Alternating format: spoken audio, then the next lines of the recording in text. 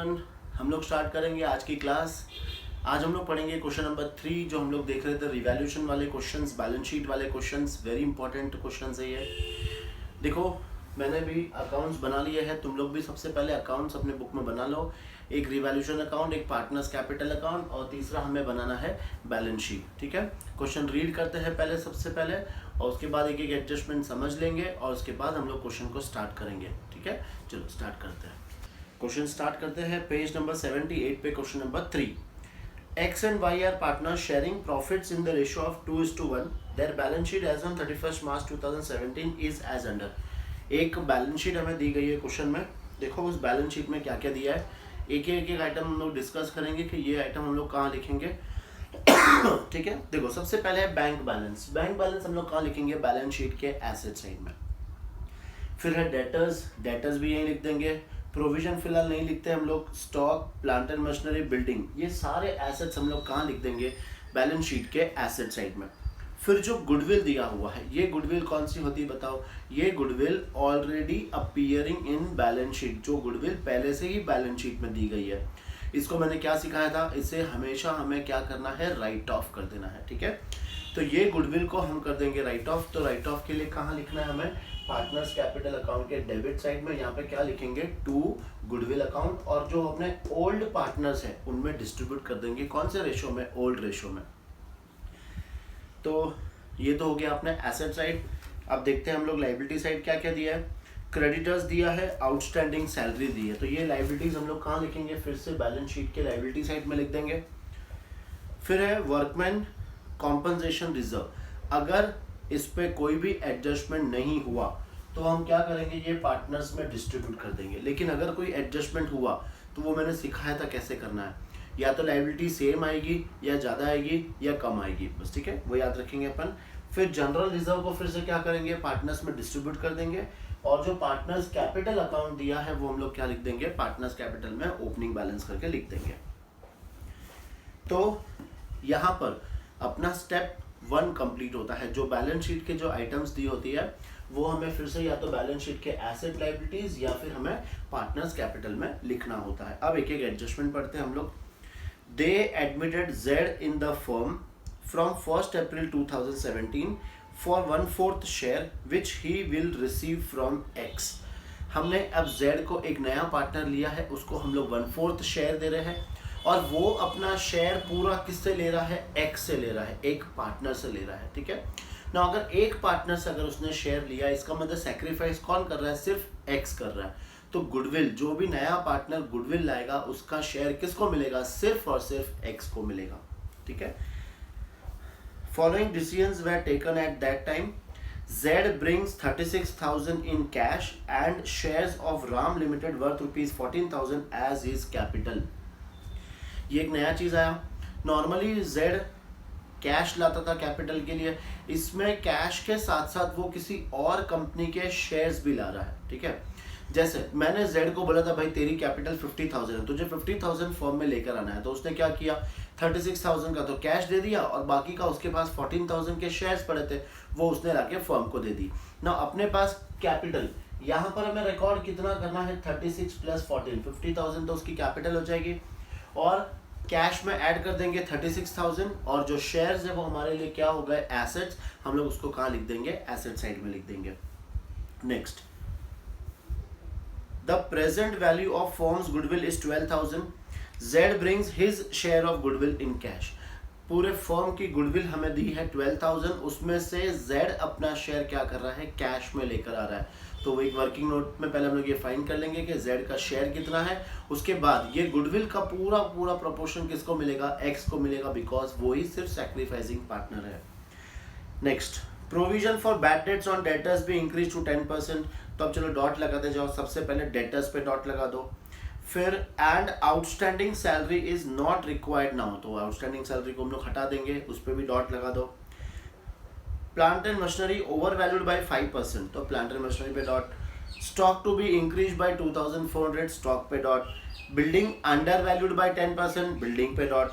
Sundry creditors were return back by 4,000, उस पर भी डॉट, सन्ड्री क्रेडिटर्स पे डॉट लगा दो। Liability against workman compensation determined at 9,000, तो लाइबिलिटी मतलब वर्कमैन कॉम्पनसेशन रिजर्व पे इस बार एडजस्टमेंट है तो उस पर भी एक बार डॉट लगा दो। Prepare profit and loss adjustment account, partners capital account and balance sheet on admission of Z.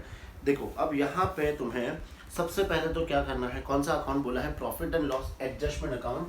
तो तुम लोग रिवैल्यूएशन मत लिखना, भले दोनों सेम है लेकिन क्वेश्चन में कौन सा अकाउंट बनाने बोला है, तो हमें बोला है profit and loss adjustment account, तो तुम लोग भी वही अकाउंट बोलोगे, दोनों सेम है, revaluation is same as profit and loss adjustment, लेकिन जो क्वेश्चन में बोला गया तुम्हें वही वहां पे नाम लिखना है, ठीक है। अब सब पे हमने डॉट लगा दिया। अब हमारा स्टेप 1 हम लोग स्टार्ट करेंगे। क्या करते हैं, जो भी बैलेंस शीट की आइटम्स दी होगी वो हम लोग यहाँ पे लिखते हैं। तो देखो एक एक स्टार्ट करते हैं। सबसे पहले है बैंक बैलेंस। इसको तुम्हें हमेशा कहाँ लिखना है, ब्रैकेट में लिखना है। कितना अमाउंट दिया है, 17,200। क्यों, बिकॉज इसमें कैपिटल का अमाउंट प्लस होगा और गुडविल जो आ रहा है उसका अमाउंट प्लस होगा। फिर थोड़ी एक दो लाइन छोड़ के फिर हम लोग क्या लिख देंगे, डेटर्स। ना डेटर्स का अमाउंट है 16,000, एक लाइन छोड़ देंगे। देखो डेटर्स में हमें पहले से ही प्रोविजन दिया हुआ है, तो हम लोग ने लास्ट एडजस्टमेंट में भी किया था कि इसको कैसे सॉल्व करते हैं, ठीक है। तो डेटर्स का अमाउंट, ग्रॉस अमाउंट लेना है 16,000। फिर है स्टॉक, इस पर भी एडजस्टमेंट है तो इनर कॉलम में लिख देंगे 43,000। फिर है प्लांट एंड मशीनरी, तो इस पर भी एडजस्टमेंट है, इसको भी हम लोग इनर कॉलम में लिख देंगे 42,000।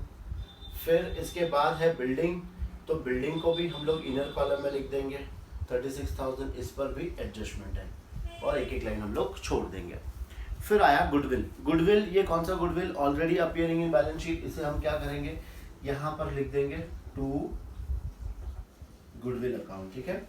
और अपने पार्टनर्स कौन कौन है, एक्स वाई एंड जेड, यहाँ पर भी एक्स वाई एंड जेड। ना ये गुडविल को हम क्या करना है, दोनों में बांट देना है। इनके कौन से रेशो में, प्रॉफिट शेयरिंग रेशो में 3,000 और इनका रेशो है 2:1। तो इसमें अमाउंट कितना आ जाएगा 2,000 और इसमें अमाउंट कितना आ जाएगा 1,000, ठीक है। देखो अच्छे से समझ के करना, इसलिए मैं स्लोली करवा रहा हूँ बिकॉज ये वेरी इंपॉर्टेंट क्वेश्चन है, इसलिए एक एक आराम से करेंगे, कोई कहीं नहीं है। फिर नेक्स्ट देखो क्रेडिटर्स। अब एसेट साइड कंप्लीट, अब हम लोग लायबिलिटी साइड। सबसे पहले क्रेडिटर्स, इनर कॉलम में लिखो बिकॉज इसके ऊपर भी एक डॉट था, एक लाइन छोड़ देंगे।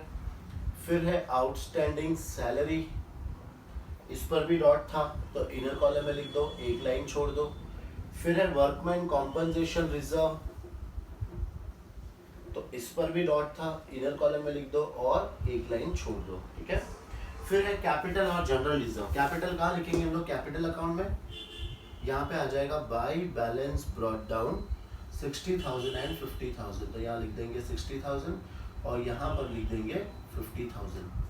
और जनरल रिजर्व को हम लोग क्या करना है, दोनों पार्टनर्स में डिस्ट्रीब्यूट कर देंगे। 9,000 को हमें दोनों में डिवाइड करना है 2:1 में, तो अमाउंट कितना आ जाएगा, इसमें आ जाएगा 6,000 और इसमें आ जाएगा 3,000। ये पूरा कंप्लीट करने पे तुम्हारा जो फर्स्ट स्टेप है वो क्या होता है, कंप्लीट होता है। अब हम लोग क्या करेंगे, एक एक एडजस्टमेंट सॉल्व करेंगे।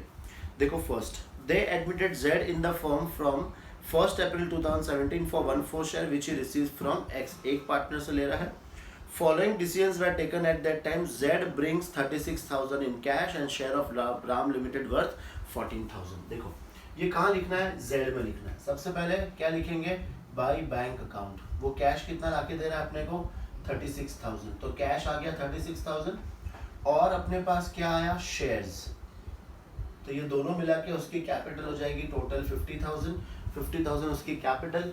अब इसमें से 36,000 तो अपने पास कैश आ गया और बाकी का हम लोग यहाँ पे क्या लिख देंगे, शेयर्स इन राम लिमिटेड, अपने लिए एसेट्स हो गए।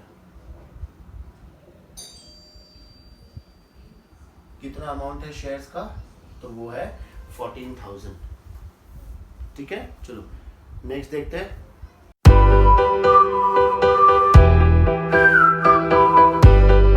इसके बाद एडजस्टमेंट देखो क्या दिया हुआ है, the present value of firms goodwill is 12,000, the present value of firms goodwill is 12,000। और ज़ैर अपना शेयर कैसे लेकर आ रहा है, कैश में लेकर आ रहा है। तो यहाँ पर हम लोग क्या बनाएंगे, एक वर्किंग नोट बनाएंगे ना। देखो क्या लिखना है, पहले goodwill of firm, goodwill of firm question में दिया हुआ है 12,000। अब इसमें से हम लोग किसका शेयर निकालेंगे, Z का शेयर निकालेंगे जो है 1/4। तो 12,000 का 1/4 कितना आएगा आंसर, 3,000। ना ये किसको मिलेगा, सिर्फ X को मिलेगा ना। वो अपना शेयर कैश में ला रहा है तो सबसे पहले तो कैश में ऐड कर दो 3,000, और फिर यहाँ पर हमें लिखना है बाई गुडविल, और X के अकाउंट में हम लोग लिख देंगे 3,000, X के अकाउंट में लिख दिया 3,000, ठीक है। Next, provision for bad debts on debtors be increase to 10%। अब देखो ये बहुत इंपॉर्टेंट है, स्टूडेंट्स यहाँ पे बहुत कंफ्यूज हो जाते हैं कि सर ये कैसे करना होता है। तो पहले एक तो हमें क्या करना है, प्रोविजन फॉर बैड डेट्स, वो हम किस पर निकालते हैं, डेटर्स पे निकालते हैं। तो पहले एक बार ये निकाल लेते हैं डेटर्स पे। तो देखो हम लोग यहाँ से क्या माइनस करेंगे, क्या लिखेंगे यहाँ पे, प्रोविजन। कितना निकालना है प्रोविजन, तो क्वेश्चन में बोला है 10%।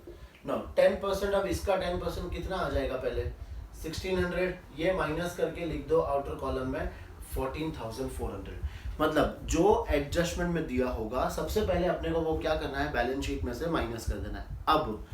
अब ये 1600 को बैलेंस शीट में से कंपेयर करना है, बैलेंस शीट में जो दिया हुआ है फिगर वो है 1200। अब इसका मतलब समझना, देखो सबसे पहले प्रोविजन फॉर बैड डेब्ट्स का मतलब क्या होता है, हमने एज्यूम किया है कि हमारा इतना पैसा डूब जाएगा। एडमिशन के पहले हमने कितना सोचा था, हमने सोचा था कि 1200 डूबेगा। देखो बैलेंस शीट में फिगर कितना है 1200, लेकिन अब एक्चुअल फिगर कितना डूब रहा है 1600। इसका मतलब हमारा 400 रुपीज एक्स्ट्रा डूब रहा है। समझ रहे हो तुम लोग, 400 रुपीज हमारा एक्स्ट्रा डूब रहा है। तो अब क्या करेंगे, लॉस कितना हुआ अपना, सिर्फ 400 का।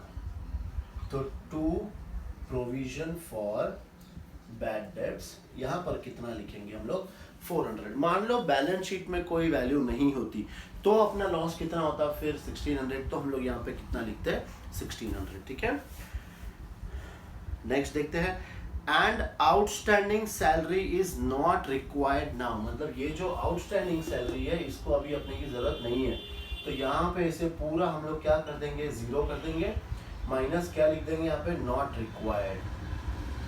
आउटस्टैंडिंग सैलरी की अब जरूरत नहीं है तो इसे हम लोग अपनी जिंदगी से बाहर निकाल देते हैं ना। देखो लायबिलिटी कम हो रही है, लायबिलिटी कम हो रही है तो अपने लिए क्या होगा, ये प्रॉफिट। कहाँ लिखेंगे हम लोग, क्रेडिट साइड में, बाई आउटस्टैंडिंग सैलरी, कितना अमाउंट है 1000, ठीक है। Next adjustment, plant and machinery over valued by 5%। Plant and machinery over valued है 5%। इसका मतलब देखो ये बहुत इंपॉर्टेंट एडजस्टमेंट है। यहाँ पे देखने में तो बहुत इजी लग रहा है कि प्लांट एंड मशीनरी के जो वैल्यू है यहाँ पर वो 5% ज़्यादा है। तो अब तुम लोग क्या करोगे, इसकी 5% माइनस कर दोगे, लेकिन इतना सिंपल नहीं है। देखो नॉर्मली जो बैलेंस शीट में जो वैल्यूज होती है, नॉर्मली बैलेंस शीट में जो वैल्यूज होती है उसको हम लोग हमेशा क्या एज्यूम करेंगे कि हाँ वो 100% पे रिकॉर्ड है, ठीक है। अब हमने क्या किया, देखो प्लांट एंड मशीनरी की वैल्यू 5% ओवर वैल्यूड है। इसका मतलब हमने बैलेंस शीट में जो वैल्यू कर रखी है वो कितनी है, 105%। समझ में आ रहा है, इसको ऐसे लेना है। सी अगर अमाउंट में दे दिया होता ना तो बहुत इजी था, ओवर वैल्यूड सीधा माइनस करेंगे, अंडर वैल्यूड सीधा प्लस करेंगे, लेकिन यहाँ पे परसेंटेज में दिया। तो आगे जब भी तुम्हें ऐसे परसेंटेज में आएगा तो तुम्हें ये क्लिक होना चाहिए कि हमें इसको ऐसे सॉल्व करना है। अब देखो कैसे सॉल्व करेंगे, सबसे पहले यहाँ पे एक बना लेंगे हम लोग वर्किंग नोट नंबर 2। ये किसका हम लोग बना रहे हैं, प्लांट एंड मशीनरी। नाउ जो 42,000 लिखा है ये कितना परसेंटेज है, ये है 105%। वापस 105 क्यों लिया मैंने, बिकॉज 5% ओवर वैल्यूड है। हमें क्या एज्यूम करना है, बैलेंस शीट की वैल्यूज नॉर्मली 100% होती है, 5% ओवर वैल्यूड मतलब कितना है 105। अब मुझे कौन सी वैल्यू फाइंड करनी है, तो मुझे फाइंड करना है 100% वाली वैल्यू। तो अब हमने बचपन में कहीं तो सीखा था क्रॉस मल्टीप्लाई करना। अब वो हम लोग यहाँ पे यूज करेंगे क्रॉस मल्टीप्लाई। कैसे आएगा क्रॉस मल्टीप्लाई, देखो 42,000 को 100 से मल्टीप्लाई करेंगे, 42,000 इंटू 100 डिवाइड बाई किससे करेंगे 105। यही सीखा था हमने बचपन में, इसको इससे मल्टीप्लाई और फिर इसको इससे डिवाइड कर देंगे। अब इसे सॉल्व करते हैं। देखो ना ये 5 के टेबल में जा सकता है, तो पहले इसको छोटा कर देंगे, 25 और 21 5 फिर 21 को इसको इजीली डिवाइड कर लेंगे, क्यों, बिकॉज 21 2 42 आ जाएगा, 3 0 आगे लग गया, और ये मल्टीप्लाई करके जो आंसर आया वो कितना आया 40,000। मतलब इसकी वैल्यू कितनी है ओरिजिनल 40,000। अब देखो 40,000 का तुम लोग 5% निकालोगे तो कितना आएगा 2,000, और पहले अगर निकालते तो कितना आता 2100। अगर इसका डायरेक्टली करते तो वो रॉन्ग हो जाता। तो फिलहाल अपने को क्या करना है, ओवर वैल्यूड है माइनस कर देंगे, यहाँ पे क्या लिख देंगे ओवर वैल्यूड, कितने से ओवर वैल्यूड है तो 2000 से ओवर वैल्यूड है, तो आउटर कॉलम में कितना आ जाएगा 40,000। ठीक है, ये एक एडजस्टमेंट हो गया ना। इसका सेकंड इफेक्ट, अपने एसेट की वैल्यू कम हो रही है, अपने एसेट की वैल्यू अगर कम होगी तो अपने लिए क्या आई है लॉस। तो हम लोग सेकंड इफेक्ट कहाँ लिखेंगे, अपने profit and loss adjustment account के डेबिट साइड में। यहाँ पे लिख दो 2 प्लांट एंड मशीनरी और अमाउंट में आ जाएगा 2000। गेटिंग। नाउ नेक्स्ट देखो, फिर है and stock to be increase by 2400। Stock को मुझे 2400 से इंक्रीज करना है, ये तो इजी है। यहाँ पे हम लोग क्या लिखेंगे रीवैल्यूड, कितने से बढ़ाना है हमें 2400 से, प्लस कर देंगे तो आउटर कॉलम में अमाउंट कितना आएगा 45,400। अपने एसेट की वैल्यू बढ़ेगी तो अपने लिए प्रॉफिट, उसका सेकंड इफेक्ट हम लोग कहाँ लिख देंगे प्रॉफिट एंड लॉस एडजस्टमेंट के क्रेडिट साइड में, यहाँ पर अमाउंट आ जाएगा 2,400। नेक्स्ट देखते हैं बिल्डिंग अंडर वैल्यूड बाई 10%। ये भी सेम है, देखो जब भी ओवर वैल्यूड और अंडर वैल्यूड अगर परसेंटेज में होगा तो तुम्हें वर्किंग नोट सेम ऐसा ही बनाना है। अब हम किसके लिए बनाएंगे, हम लोग बनाएंगे बिल्डिंग के लिए ना। बिल्डिंग की वैल्यू अंडर वैल्यूड है, अंडर वैल्यूड का मतलब कितने से अंडर वैल्यूड है 10%। इसका मतलब जो हमने बैलेंस शीट में शो कर रखा है वो कितनी वैल्यू होगी 90%। तो हम लोग क्या लिखेंगे 36,000 के सामने हम लोग लिखेंगे 90%। मुझे फाइंड करनी है इसकी 100% वाली वैल्यू, तो हम लोग क्या करेंगे क्रॉस मल्टीप्लाई करेंगे। क्रॉस मल्टीप्लाई कैसे करेंगे 36,000 को 100 से मल्टीप्लाई करेंगे और डिवाइड किससे करेंगे तो 90 से। ये 1010 कट, 9 1 9 4 ये भी आंसर आया 40,000। मतलब ये आंसर कितना है 40,000। तो इसकी एक्चुअल वैल्यू कितनी होनी चाहिए 40,000। तो अब हम लोग यहाँ पे क्या करेंगे आउटर कॉलम में 40,000, मतलब मुझे कितना प्लस करना है, मुझे 4,000 प्लस करना है। तो यहाँ पे क्या लिख देंगे प्लस अंडर वैल्यूड। अब मेरे एसेट की वैल्यू फिर से बढ़ रही है, एसेट की वैल्यू बढ़ेगी तो हम लोग कहाँ लिखेंगे क्रेडिट साइड में। यहाँ पे आ जाएगा बाय बिल्डिंग, कितने से बढ़ी मेरी वैल्यू 4,000। समझ रहे हो अच्छे से, ठीक है। अब देखते हैं नेक्स्ट एडजस्टमेंट अपना, sundry creditors were return back by 4,000। मतलब मुझे सन्ड्री क्रेडिटर्स को रिटर्न बैक करना है, मतलब उसकी वैल्यू कम करनी है। तो यहाँ पे लिख देंगे हम लोग सेम वर्ड जो दिया है रिटर्न बैक।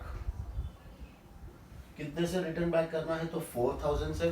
तो अपने क्रेडिटर्स 4,000 से कम हो गए तो आउटर कॉलम में कितने आएंगे 26,000। लायबिलिटीज की वैल्यू अगर कम होगी तो अपने लिए क्या है प्रॉफिट। हम लोग कहाँ रिकॉर्ड करेंगे क्रेडिट साइड में बाय सन्ड्री क्रेडिटर्स 4,000। नेक्स्ट देखते हैं adjustment, liability against workman compensation determined at 9,000। मतलब देखो वर्कमैन कॉम्पनसेशन की लायबिलिटी कितनी आई 9,000, मेरे बुक्स में रिजर्व कितना है 6,000। इसका मतलब 3,000 की एक्स्ट्रा लायबिलिटी आ गई। तो इसका मतलब ये अपने लिए क्या है लॉस है। तो यहाँ पे हम लोग पार्टनर्स में कुछ भी डिस्ट्रीब्यूट नहीं कर पाएंगे। डिस्ट्रीब्यूट कब करते अगर लायबिलिटी कम आती तो, पर यहाँ पे अपनी लायबिलिटी क्या आ गई ज्यादा आ गई। तो यहाँ पे कितने से अपनी लायबिलिटी बढ़ गई 3,000 से। तो यहाँ पर हम लोग करेंगे इंक्रीज, आउटर कॉलम में अमाउंट कितना आ जाएगा 9,000 आ जाएगा। और ये जो 3,000 हमारा एक्स्ट्रा जो लॉस हो गया है वो लॉस हम लोग कहाँ रिकॉर्ड करेंगे अपने profit and loss adjustment account में। यहाँ पे लिख देंगे वर्कमैन कॉम्पनसेशन रिजर्व 3,000। ठीक है, समझ में आ रहा है तुम्हें? देखो हमने workman compensation, investment fluctuation, revaluation, ये सब के हमने छोटे छोटे टॉपिक पढ़े थे। अब वो सारे छोटे टॉपिक्स को हम लोग एक बना के क्या बना रहे हैं, अपने बैलेंस शीट वाले क्वेश्चंस। इसलिए एक बार अगर फिर से तुमने वो नहीं पढ़ा होगा तो एक बार पढ़ो, और वापस से रिक्वेस्ट कर रहा हूँ कि वीडियोस को सीक्वेंस में देखना, आगे पीछे मत देखने के चलो आज ये देख लिया फिर कल वो देखते रहेंगे, नहीं, सीक्वेंस में देखो तो तुम्हें समझ में आएगा, नहीं तो फिर वही डब्बा गोल है ना। चलो ये हो गया, सारे एडजस्टमेंट हमने कंप्लीट कर लिए। अब हमें एक एक अकाउंट क्लोज करना है। अभी क्लोज करने का भी सीक्वेंस कैसा है, सबसे पहले हम लोग कौन सा अकाउंट क्लोज करेंगे, रीवैल्यूएशन अकाउंट। इसका बैलेंस जाएगा पार्टनर्स कैपिटल, और पार्टनर्स कैपिटल का बैलेंस जाएगा कैपिटल, और फिर कैपिटल का अपना आंसर आना चाहिए सेम। चलो कर लेते हैं फटाफट हम लोग। पहले हम लोग ये अकाउंट क्लोज करते हैं। देखो कौन सा साइड का टोटल ज्यादा लग रहा है, ये साइड का, तो 11,400 यहाँ लिख देंगे, और सेम हम लोग यहाँ पे लिख देंगे यही टोटल 11,400। फिर 11,400 में से 5,400 माइनस करेंगे तो बैलेंस कितना बचेगा, बैलेंस बचेगा 6,000। ये 6,000 को हम क्या करेंगे, दोनों पार्टनर्स में डिस्ट्रीब्यूट कर देंगे। तो यहाँ पर क्या लिखना है हमें, 2 पार्टनर्स कैपिटल अकाउंट। कितने पार्टनर्स है अपने, 2 पार्टनर्स है, एक्स और वाई। कौन से रेशियो में डिवाइड करेंगे, 2:1 में। 2:1 में जब डिवाइड करेंगे तो आंसर कितना आएगा, 4,000 और 2,000। होप तुम लोग को ये डिवाइड कैसे करते हैं वो आता है, अगर नहीं आ रहा है तो एक बार वो भी सीख लो। देखो हमें किसको डिवाइड करना है, 6,000 को हमें डिवाइड करना है। कौन सा रेशियो में, 2:1। तो सबसे पहले क्या करो, इसे टोटल कर दो। टोटल कितना आया, 3। अब इसको 3 से डिवाइड करो तो आंसर कितना आएगा, 2,000। फिर 2,000 को एक बार 2 से मल्टीप्लाई करना है और एक बार 1 से मल्टीप्लाई करना है, तो ये आ गया 4,000 और ये आ जाएगा 2,000। ठीक है, चलो अब ये इसका सेकेंड इफेक्ट कहाँ जाएगा, तो इसके क्रेडिट साइड में। यहाँ पे हम क्या लिखेंगे, by profit and loss adjustment account. इस अकाउंट में आ जाएगा 4,000 और यहाँ पर आ जाएगा 2,000। ठीक है ना। इसका हम लोग बेनिफिट न्यू पार्टनर को नहीं देंगे, बिकॉज ये किसका था, ये सब ओल्ड पार्टनर्स का था। अब हमें क्या करना है, नेक्स्ट स्टेप हमारे पार्टनर्स कैपिटल अकाउंट को क्लोज करना है और बैलेंस निकाल लेंगे। तो यहाँ पर क्या आ जाएगा अपना, 2 बैलेंस कैरिड डाउन। ठीक है, देखो 66, 69, 73,000, तो यहाँ टोटल आ गया अपना 73,000, ये 55,000 और ये 50,000। ये सेम टोटल हम लोग यहाँ पर भी लिख देंगे। यहाँ आ जाएगा 73,000, ये आ जाएगा 55,000 और ये आ जाएगा 50,000। अब इसमें से ये हम लोग क्या करते जाएंगे, -73 - 2 कितना आएगा, 71,000। 55 - 1 तो आ जाएगा 54,000 और ये 50,000।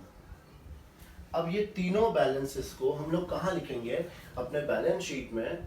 यहाँ पर आ जाएगा कैपिटल अकाउंट, फिर ये एक्स, वाई और जेड, इसके अकाउंट में लिख देंगे 71,000, इसके अकाउंट में लिख देंगे 54,000 और इसके अकाउंट में लिख देंगे 50,000।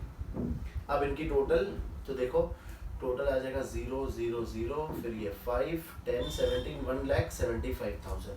अब हमें क्या करना है, अपने बैलेंस शीट का टोटल करना है ना। उसके पहले ये लिख लो, इसकी टोटल लिख दो बाहर, ये आएगा 53 56 200, ये लिख दिया हम लोग ने 56,200। ठीक है, अब हम लोग ये चेक करते हैं कि अपनी आंसर टैली हो रही कि नहीं। चलो देख लेते हैं फटाफट। पहले 3 0, फिर 6 15 20 0 और एक 2 4 4 और 7 1 और एक 1, 2,10,000। टोटल कितनी आई, 2,10,000। चलो प्रे करते हैं इधर की भी सेम आ जाए। 4 4 8 9 10 0 और एक 1 7 11 16 16 20 0 2 7 8 12 16 20 21। परफेक्ट। तो ऐसे ही तुम्हारा भी आंसर जब एग्जाम में अगर वन शॉट में टैली हो गया तो कितना अच्छा लगेगा, है ना। दिल को सुकून मिलता है कि नहीं यार एक ही बार में अपना टैली हो गया।